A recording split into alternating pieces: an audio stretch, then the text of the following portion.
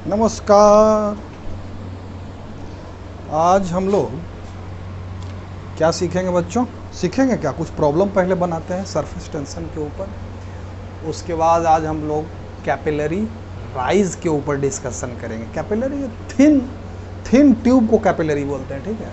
तो पहले कुछ प्रॉब्लम देख लेते हैं किसके ऊपर, सरफेस टेंशन के ऊपर, ठीक है, जो लास्ट क्लास में हम पढ़ाए थे। और उसको ज़रा सा रिकैप करवा देते हैं कि सरफेस टेंशन क्या होता है बच्चों, F/L। उसके बाद सरफेस टेंशन और होता है surface energy per unit surface area, ठीक है। ये भी सरफेस टेंशन का डेफिनेशन है। दोनों का यूनिट तो न्यूटन पर मीटर, इसको ले लीजिए, इसको जूल पर मीटर स्क्वायर ले लीजिए।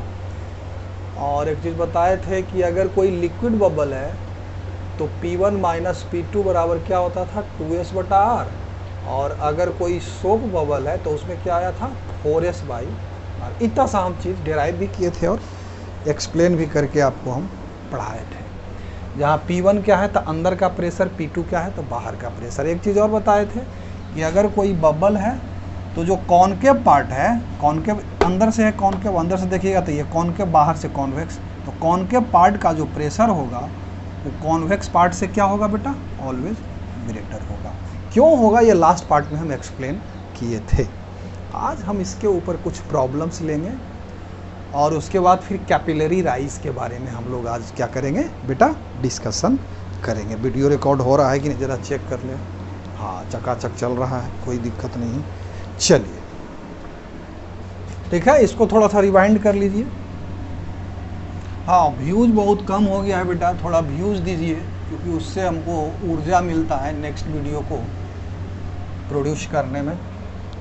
नहीं तो फिर थोड़ा सा लगता है कि हाय हाय व्यूज़ नहीं आ रहा है, क्या करें। हाँ, लगता है कि नहीं लगता है तब। चलिए, पहला सवाल हमारा है बच्चों। पहला सवाल क्या है, हाँ, calculate the energy released when 1000 small water drops, when 1000 small water drops each of same radius 10 to the power -7 meter coalesces to form one large drop। One water drops बोल रहा है। देखिए क्वेश्चन को थोड़ा पकड़िए। The surface tension of water is फलाना ढिमकाना। चलिए ठीक है, कहता है calculate the energy released when 1000 small water drops. Number of drops कितना है बेटा, 1000। Each of same radius, radius भी दिया हुआ ईच वाटर ड्रॉप का 10 to the power -7 metre. Coalesces मतलब मिल गया, 1000 ड्रॉप क्या किया बच्चा, मिल गया। To form one large drop, बड़ा सा ड्रॉप बनाया। The surface tension of water is, surface tension दे दिया बेटा 7 × 10 to the power -2 न्यूटन पर मीटर। चलिए ठीक है, बहुत अच्छा बात है। कहता है कितना एनर्जी रिलीज होगा। तो सबसे पहले आप ये समझिए कि एनर्जी रिलीज होगा क्या, आकि होबे नहीं करेगा। सबसे पहले तो हम लोगों को ये समझना है बेटा कि एनर्जी क्या रिलीज होगा कि होबे नहीं करेगा। चलिए 1000 ड्रॉप नहीं लेते हैं, पहले 2 ड्रॉप लेकर के समझते हैं हम लोग। कितना ड्रॉप लेके समझते हैं बेटा, 2 ड्रॉप लेके समझते हैं। 1 ड्रॉप लिए और 2 ड्रॉप लिए, दोनों गिर रहा है भैया, ये भी गिर रहा, ये भी गिर रहा। अब दोनों किसी कारण से, हवा के दबाव के कारण या किसी के कारण दोनों एक हो गया। एक हो गया तो ये थोड़ा सा बड़ा ड्रॉप हो गया। बात समझ में आ रही है। अब देखिए, अगर इसका इंडिविजुअल सरफेस एरिया, इसका सरफेस एरिया, इस ड्रॉप का सरफेस एरिया, इसका सरफेस एरिया में अगर डिफरेंस है, अगर डिफरेंस है तो वर्क या तो एनर्जी हमको उसको सप्लाई करना पड़ेगा या रिलीज करना पड़ेगा। अब आप कहिएगा कि ऐसा क्यों, क्योंकि सरफेस टेंशन का एक डेफिनेशन हम क्या दिए थे, surface energy per unit area. ये एनर्जी कैसे निकाले थे हम, वर्क निकाले थे। तो यानी कि अगर एरिया बढ़ जाता है हमारा, देखिए अब U बराबर क्या हो जाएगा बेटा, S × A हो जाएगा।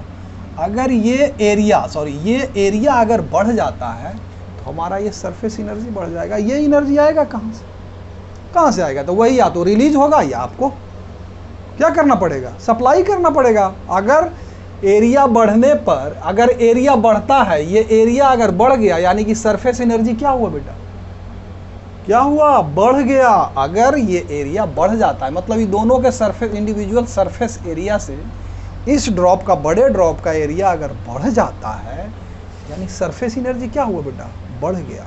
बढ़ गया तो वो एनर्जी कहाँ से आएगा, तो सप्लाई करना पड़ेगा। और अगर ये घट गया, अगर ये घट गया तो ये एनर्जी क्या हुआ, घट गया। घट गया यानी कि इंडिविजुअल इन दोनों का जो सरफेस एनर्जी था उससे इसका एनर्जी कम है तो उतना एनर्जी रिलीज होगा।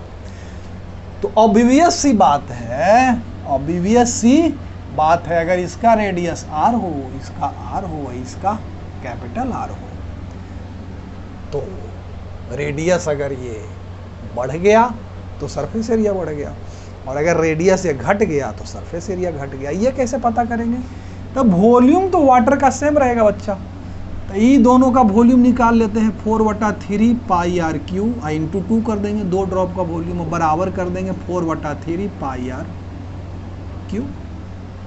अब देखिए आर छोटा हुआ आकि बड़ा हुआ, अभी भी ऐसी बात है तो तुरंत में समझ में आ जाएगा। तो क्या करेंगे, इसको ख़त्म करिए, इसको ख़त्म कर दीजिए, नहीं समझ में आ रहा है, इसको क्या कर दीजिए, ख़त्म कर दीजिए, ये ख़त्म हो गया। r बराबर हमारा क्या आ गया बेटा, r और 2 के पावर 1/3। अब बस खेल यही रह गया कि 2 to the पावर 1/3 एक से छोटा है, ये एक से बड़ा है बच्चा, ये एक से छोटा है, यानी कि ये जो रेडियस है हमारा क्या है, ये जो रेडियस है हमारा क्या हुआ, ये रेडियस ऑल्दो इन दोनों से तो बड़ा हुआ, लेकिन अगर हम इसका सरफेस एरिया निकालेंगे 4 पाई आर स्क्वायर तो इससे क्या आएगा, कम आएगा। ठीक है, तो ये अगर कम आएगा यानी कि एनर्जी क्या होगा, रिलीज होगा। तो बस कैलकुलेट कर देते हैं, यही मेथड लगाएंगे और कुछ नहीं करेंगे। 1000 ड्रॉप है तो सबसे पहले हम लोग क्या करते हैं कि यू आई निकाल लेते हैं, तो क्या होगा S इंटू ए आई। अब S तो जो है सो हेले है, और एन आई इंटू ईच ड्रॉप का ये एरिया हुआ A, तो ये क्या हो जाएगा बेटा S n आई इंटू ए।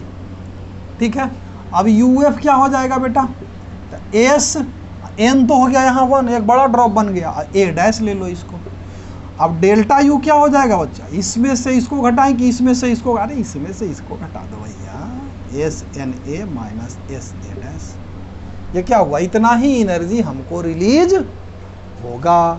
अब देखो इसमें क्या करना है हमको, S इंटू एन तो पता, A भी पता, माइनस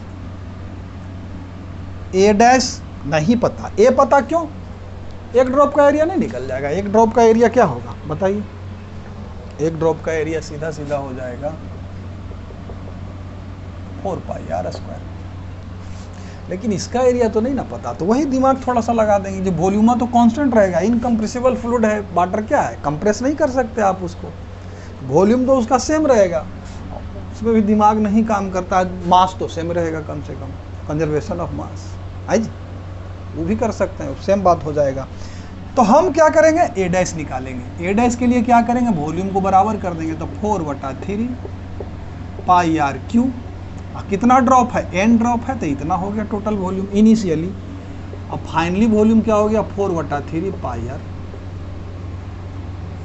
ये और ये तो गयो, r बराबर जो हमारा आ गया बच्चा r into n to the power 1/3। Clear है ना मामला। अब यहाँ सबको पुट करते जाइए। S कितना बेटा, 7 × 10 के पावर -2, आनंद कर दिया, कोई दिक्कत नहीं है। n कितना बेटा 1000 गुने A कितना है बेटा जी, तो 4 पाई इंटू R 10 के पावर -14 हो जाएगा, स्क्वायर करेंगे तो यही ना होगा, 10 के पावर ये क्या हो जाएगा 14 हो जाएगा। अरे 4 पाई R स्क्वायर ही कर रहे हैं, 4 पाई इंटू R का square minus 4 pi into R कितना है, ये रहा R हो गया, हमको इसका स्क्वायर करेंगे तो इसका भी स्क्वायर करेंगे, R का स्क्वायर यानी कि 10 के पावर -14 इंटू 1000 का पावर 2/3। कोई दिक्कत? अब इसको बस आप कैलकुलेट कर दीजिए और जो एनर्जी रिलीज होगा वही हो जाएगा आंसर, उसमें कोनो दिक्कत वाला बात नहीं। क्या हो जाएगा? 7 × 10 के पावर -2 गुने 4 पाई गुने 10 के पावर -14 गुने 1000। ये निकाल दिया हम। 4 पाई गुने 10 के पावर -14 इधर से भी निकल गया। अब इसको आप कैलकुलेट करिए फटाफट। 1000 इसको ऐसे लिख सकते हैं, देखिए इधर देखिए 10⁻³ का पावर 2/3। हाँ, अब देखिए पावर का पावर का होगा मल्टीप्लाई हो जाता है। a⁻m का पावर n बराबर a⁻mn। पढ़े होंगे 7वां में 8वां में पढ़े होंगे ना। तो ये 3 क्या हो जाएगा? मल्टीप्लाई होगा तो कैंसिल, तो 100 हो गया। अब इसको आप कैलकुलेट कर लीजिए फटाफट। हम तो कैलकुलेटर से कर लेंगे, आप लोग कोशिश करिएगा अपना दिमाग से करिएगा, गड़बड़ उड़बड़ नहीं करिएगा, ठीक? हाँ, 7 × 10⁻² इंटू 4 पाई इंटू 10⁻14 इंटू 1000 में से 100 गया था 900 बराबर 7.92। कितना आ गया आंसर? डेल्टा यू बराबर 7.92 गुने 10 के पावर -12 जूल। 7.92 गुने 10 के पावर -12 जूल। बेटा इसमें अगर कहीं कोई कन्फ्यूजन है तो आप तड़ातड़ पूछिए, नहीं तो फिर हम नेक्स्ट क्वेश्चन की तरफ बढ़ेंगे। गर्मी तो पूरा पीक पर है। गर्मी क्या है बच्चा?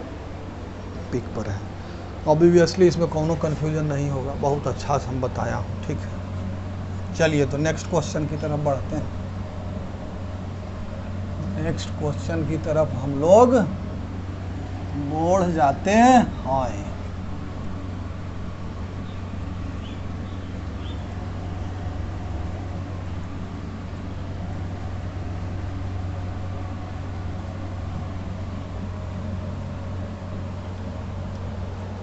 नेक्स्ट क्वेश्चन है हमारा, क्या है भाई नेक्स्ट क्वेश्चन? कहता है what should be the pressure inside a small air bubble of 0.1 mm radius situated just below the water surface. ये हम लोगों को बर्तन ले लेता हूँ, कोनो दिक्कत नहीं है। ये हमारा वाटर सरफेस हो गया, इसके जस्ट बिलो ये हमारा एयर बबल है, ठीक। What should be the pressure inside a small air bubble of 0.1 mm radius. इसका रेडियस दिया हुआ है बेटा 0.1 mm। तो इसको हम क्या कर दिए, मीटर में कन्वर्ट कर दिया, तो 10⁻⁴ मीटर हो गया। Situated just below the water surface, surface tension of water as दे दिया गया है 7.2 इंटू 10⁻⁻² न्यूटन पर मीटर। एंड एटमॉस्फेरिक प्रेशर भी दिया। पी नोट से हम रिप्रेजेंट करते हैं, बेटा। बाकी बुक अलग अलग बुक में अलग अलग तरीका से होता है, उसे हम रिप्रेजेंट करते हैं पी नोट से 5 न्यूटन पर मीटर। कहता है कि what should be the pressure inside a small air bubble of इतना mm radius situated just below the water surface, surface tension of water is इतना and atmospheric pressure is what should be the pressure inside. यानी कि हमसे पूछा जा रहा है बेटा कि ये जो बबल हम थोड़ा सा बड़ा बना लेते हैं आप लोगों को थोड़ा सा दिखाने के लिए, ठीक है, बबल, लेकिन जस्ट बिलो यानी कि ठीक ये कहाँ पर है?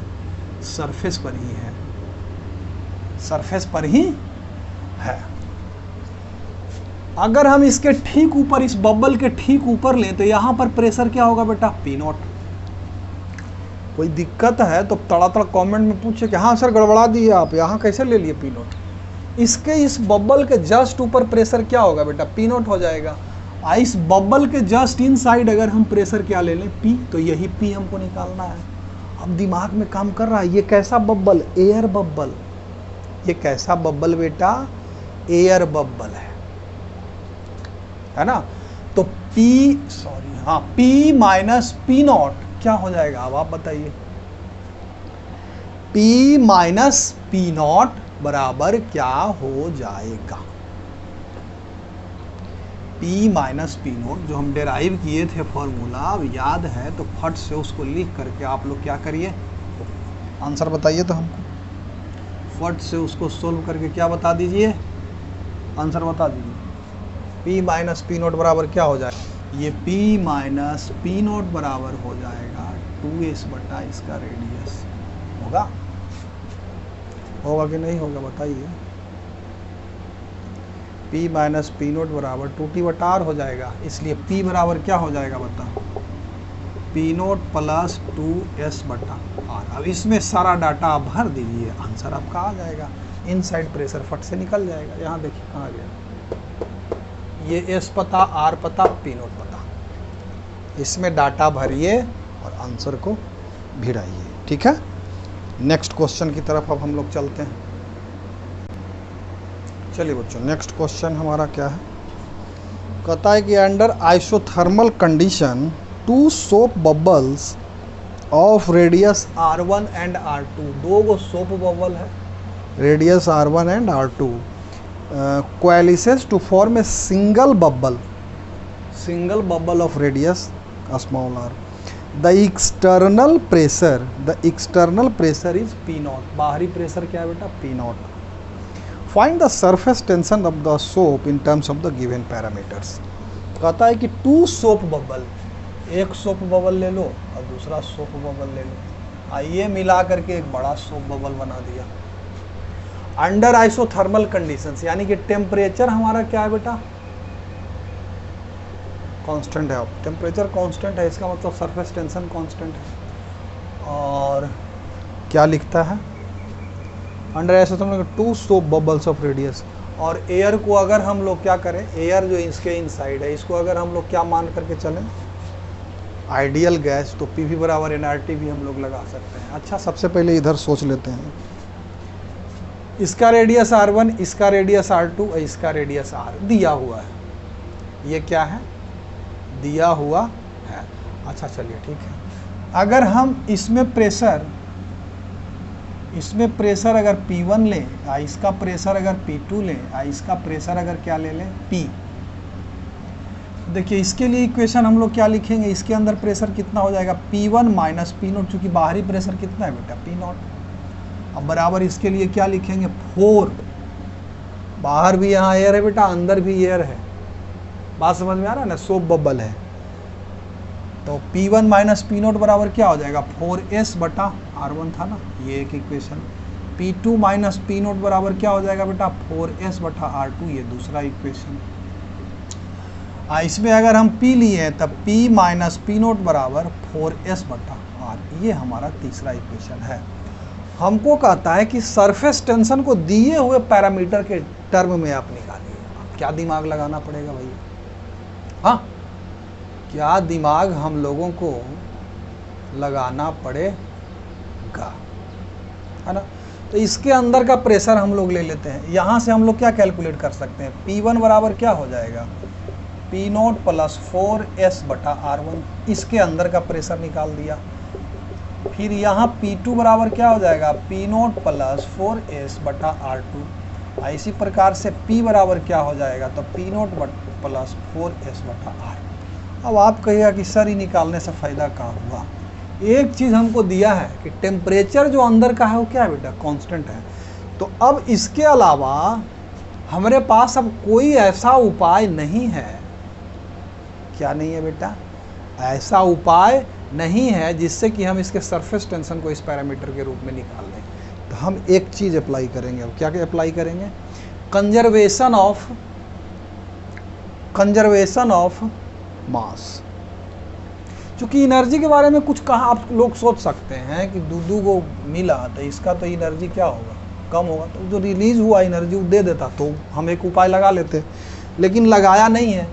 तो इसमें जो नंबर ऑफ मोल्स क्या है एयर का, इसमें जो है N2 बराबर, ये अगर इसमें N है तो हम लोग लिख सकते हैं बेटा N1 प्लस N2 बराबर N है। नंबर ऑफ मोल क्या रहेगा? कांस्टेंट रहेगा।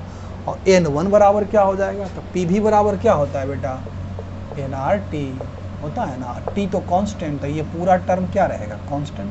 तो P1 V1 N1, यानी कि हम लोग कह सकते हैं R और T तो कट जाएगा ना दोनों तरफ से, क्योंकि टेम्परेचर कांस्टेंट है, तो हम P और V लेंगे, तो P1